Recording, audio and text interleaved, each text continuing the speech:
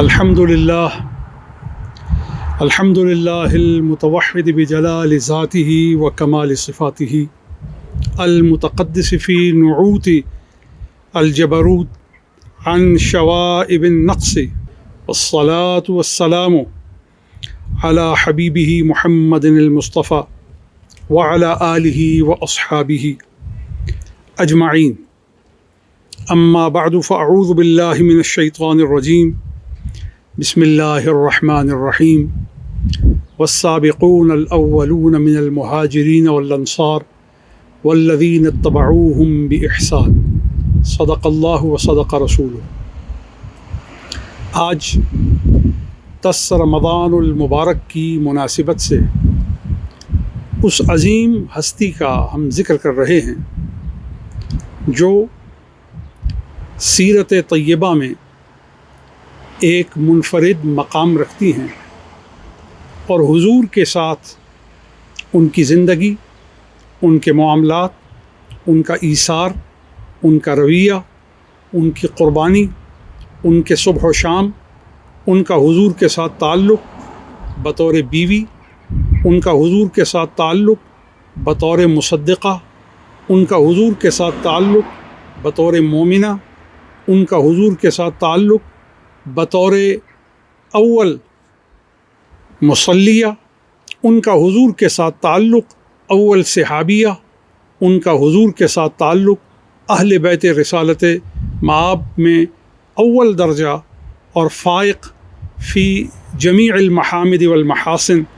جناب سیدہ طیبہ طاہرہ عابدہ زاہدہ حضرت خدیجۃ الکبریٰ رضی اللہ تعالی عنہا۔ آپ عرب کے معاشرے میں اپنے کردار، اپنے مال، اپنے اثر اور اپنے اخلاق اور اپنی عظمت اور بزرگی کی بنیاد پہ بڑی فائقہ تھیں، اور آپ کی جلالت اور آپ کی عفت اور آپ کی شان و شوکت ضرب المثل تھی، اور عرب میں آپ کا طوطی بولتا تھا۔ عرب میں مکہ کے اندر اور عرب میں یمن اور عرب میں بلاد شام کے اندر آپ کی تجارت کے حوالے سے اور مال کے اعتبار سے برتری سبھی کو معلوم تھی، اور آپ بادشاہ نہ ہونے کے باوجود اس شان و شوکت کی آپ حاملہ تھیں کہ جس سے تمام اس زمانے کے رؤساء، اہل اثر، اہل ثروت اعتراف کرتے تھے اور جانتے تھے کہ حضرت سیدہ خدیجہ الکبریٰ کا مقام کتنا بلند ہے۔ حضرت سیدہ خدیجہ الکبریٰ شروع سے ہی بہت کردار کی عفت کی حاملہ تھیں۔ آپ کے اوصاف بہت ہی ہیں کہ جنہیں گنا جائے تو شمار میں نہیں لایا جا سکتا، گنتی میں نہیں آ سکتے۔ سیدہ خدیجہ الکبریٰ نے حضور کو خود پیشکش کی، ان کا مال لے کر کے، سامان تجارت لے کر کے ملک شام جائیں، اور باقی جن لوگوں کو وہ پہلے سے بھیج چکی ہیں ان کے ساتھ جس شرح پر منافع کی تقسیم انہوں نے کی وہ اس سے کہیں زیادہ حضور کو منافع دیں گی۔ حضور نے یہ پیشکش قبول کی اور میسرہ کے ساتھ اس سفر کا آغاز مکہ سے کیا، اور جب شام سے سامان فروخت کر کے بڑے منافع کے ساتھ آپ واپس مکہ پہنچے تو روایات میں آتا ہے کہ حضرت سیدہ خدیجہ الکبریٰ نے اپنے گھر کے بالا خانے پہ چڑھ کر حضور کے آنے کے منظر کو اپنی آنکھوں سے دیکھا تو کیا دیکھتی ہیں کہ فرشتوں نے حضور کے سر کو اپنے پروں سے ڈھانپ رکھا ہے۔ وہ اس منظر کو دیکھ کر آپ کی عظمت کے پہلے سے ہی دل میں حال کو مزید مضبوط ہوتا محسوس کرتی ہیں۔ اس سے آپ یہ بھی اندازہ لگا سکتے ہیں کہ جو خاتون اپنی کھلی آنکھوں اور رؤیت حسی سے فرشتوں کو دیکھ سکتی ہیں وہ کتنی پاک خاتون ہیں۔ ان کے کردار کی رفت کا کون اندازہ اور گمان کرے گا۔ چنانچہ انہوں نے سید عالم صلی اللہ علیہ وآلہ وصحبہ وسلم کی عظمت کا جب مشاہدہ کیا تو آپ کے مقام و مرتبہ کی پہلے سے زیادہ معترف ہو گئیں۔ پھر انہوں نے سید عالم صلی اللہ علیہ وآلہ وصحبہ وسلم کو اپنی ایک سہیلی نفیسہ نامی خاتون کے ذریعے آپ کو پیغام نکاح بھیجا۔ اس سے بھی آپ اندازہ لگائیں کہ حضور کے کردار کی رفعت کا ایک ایسا عالم سیدہ کے قلب میں ٹھک چکا تھا، قائم ہو چکا تھا، اور آپ سید عالم صلی اللہ علیہ وآلہ وصحبہ وسلم کی عظمتوں کا اس حد تک اعتراف و اقرار و مشاہدہ کر چکی تھی کہ آپ نے پیغام نکاح خود بھیجنے میں عزت محسوس کی۔ جب سیدہ کا پیغام نکاح لے کر نفیسہ خاتون حضور کے گھر آ کر حضور سے مکالمہ کرتی ہیں تو وہ مکالمہ ہماری کتابوں میں موجود ہے۔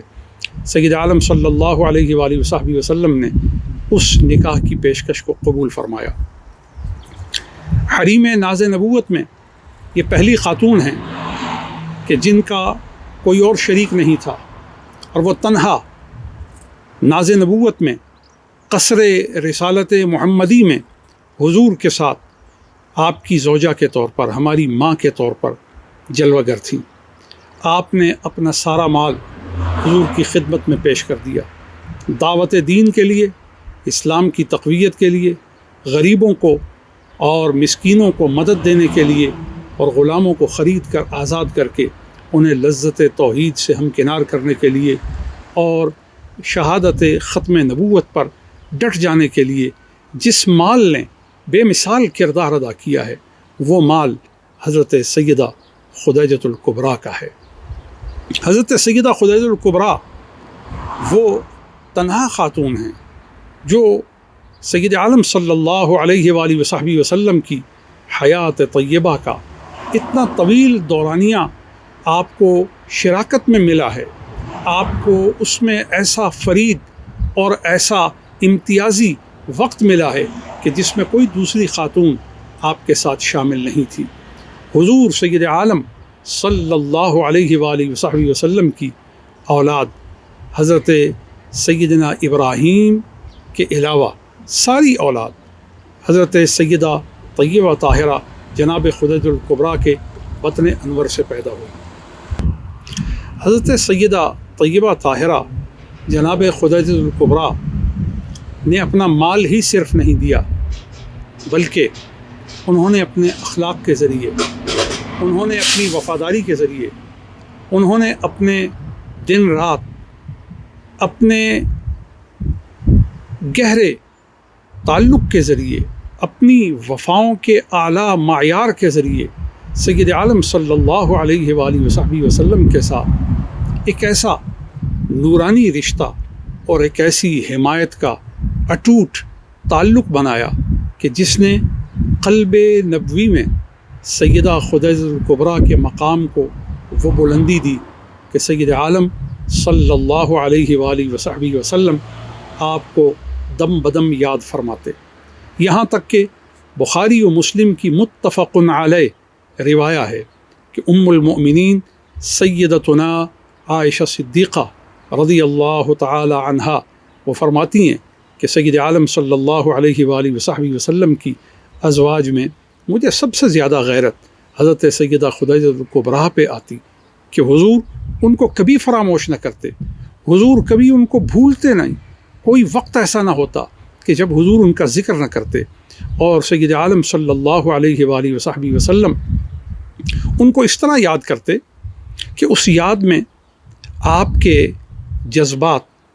اس نوبت کو آ جاتے کہ دیکھنے والا اس سے اندازہ کر سکتا تھا کہ سیدہ خدیجۃ الکبریٰ کا حضور کی زندگی میں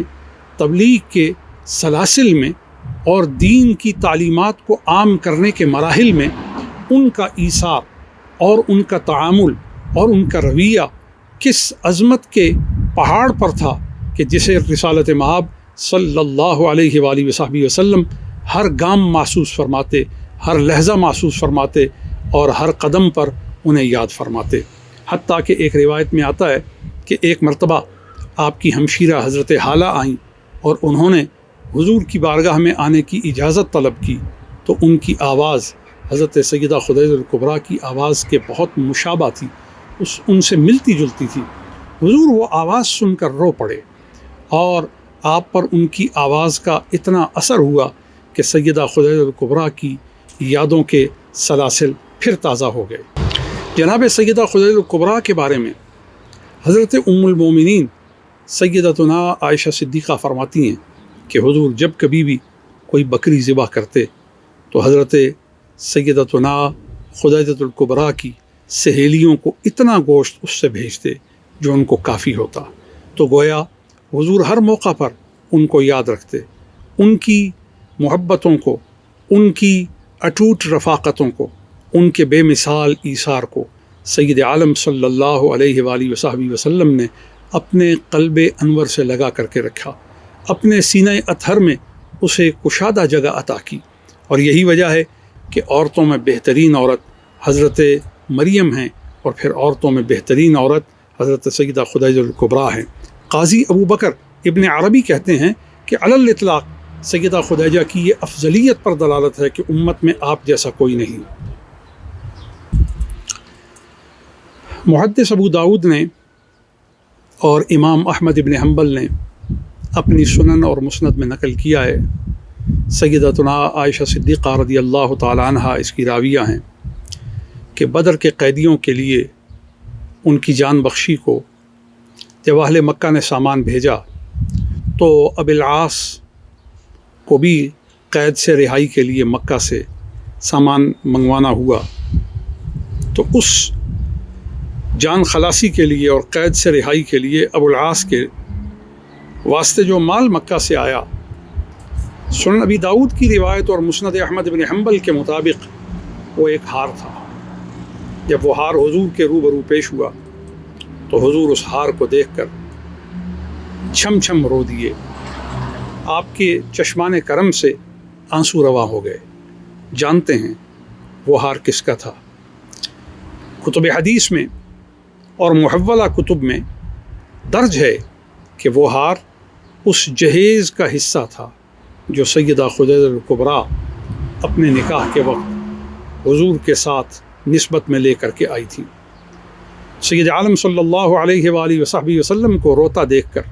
آپ پر گریہ تاری دیکھ کر صحابہ کرام رضوان اللہ تعالی علیہم اجمعین نے پوچھا، یا رسول اللہ کس چیز نے آپ کو غمناک کر دیا؟ آپ نے فرمایا، یہ سفید موتیوں والا ہار جو میں نے زینب بنت رسول اللہ کو دیا تھا ابی العاص کے قید سے رہائی کے لیے، وہی ہار بھیج دیا گیا اور مجھے خدیجہ کی یاد آ گئی۔ اگر تم اس بات کو پسند کرو تو یہ ہار لوٹا دیا جائے اور ابو العاص کو رہا کر دیا جائے۔ صحابہ کرام نے بخوشی اس بات کو پسند کیا کہ اللہ کے رسول صلی اللہ علیہ وآلہ وصحبہ وسلم کی خوشی اور آپ کی رضا ہی تو دین کی تقویت ہے، اور دین میں قدم بقدم آگے بڑھتے ہوئے اپنے رب کی رضاؤں کو حاصل کرنے کی ضمانت ہے۔ تو آپ دیکھیے کہ حضور کی آج جو اولاد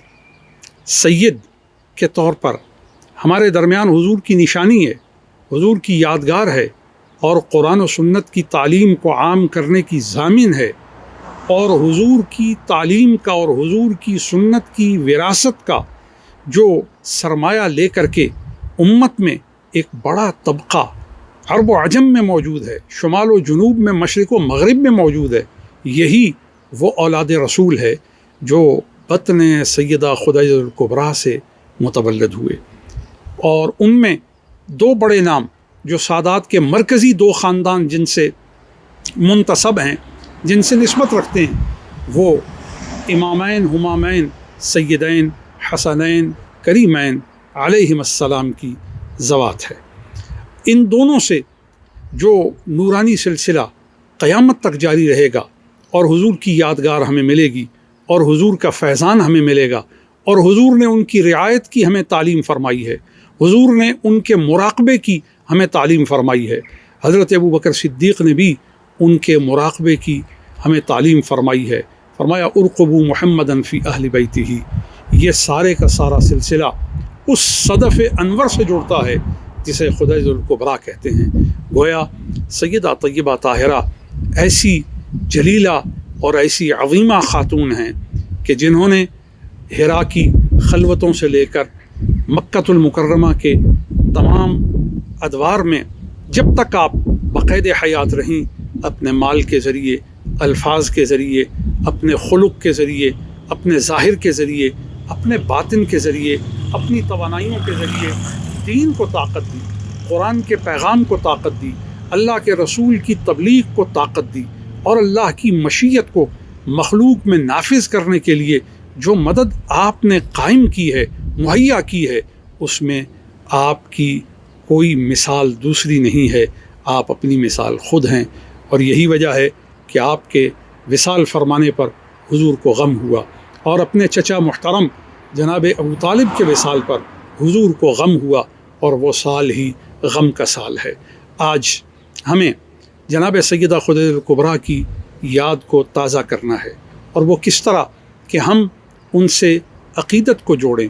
ہم ان سے اپنی الفت کو جوڑیں۔ اور الفت اور عقیدت کو جوڑنے کا طریقہ کیا ہے کہ جس طرح انہوں نے اپنے مال کو اللہ کے دین پر لگایا، جس طرح انہوں نے اپنی شخصی توانائیوں کو اللہ کے دین کی مضبوطی کے لیے وقف کیا، اسی کو ہم اپنا نصب العین بنا کر اللہ کے دین کی تقویت کے لیے، اللہ کے رسول کی حمایت کے لیے، اللہ کے رسول کے ادب کے لیے اپنے آپ کو میدان عمل میں اتاریں۔ اسی میں ہماری نجات اور اسی میں ہماری کامیابی ہے۔ ہماری خواتین کے لیے بھی سیدہ خدیجہ الکبریٰ کا کردار ایک نصاب ہے کہ وہ اپنے شوہر کے ساتھ کس طرح زندگی گزاریں،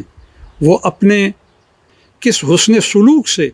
اپنے معاملات کو ترتیب دیں، اپنی گفتگو کو، اپنے رویے کو، ہاتھ کی طاقت کو، ذہن کی طاقت کو، اپنی شخصی قوتوں کو اور اپنے خانگی معاملات کو کس حسن کے ساتھ ترتیب دیں کہ اس ساری ترتیب کو جب جوڑا جائے تو ہمیں عکس سیدہ خدیجہ الکبریٰ دکھائی دے۔ اور اگر ہماری خواتین اس عکس کا اہتمام کر لیں تو میں سمجھتا ہوں کہ وہ جیتی جاگتی جنت کی رہنے والی فرد بن سکتی ہیں۔ ان کی زندگی میں خوبصورتی اور کمال اور نجات ان کا مقدر بن جائے گا۔ اللہ تعالی حضرت سیدہ کی محبت، حضرت سیدہ کے ساتھ اخلاص اور بارگاہ رسالت میں جو ان کا مقام ہے اسے اپنے دل و دماغ میں پیدا کر کے ہمیں قرب خداوندی کی توفیق زیادہ سے زیادہ ہو۔ وما توفیقی الا باللہ علیہ توکلت و الیہ انیب۔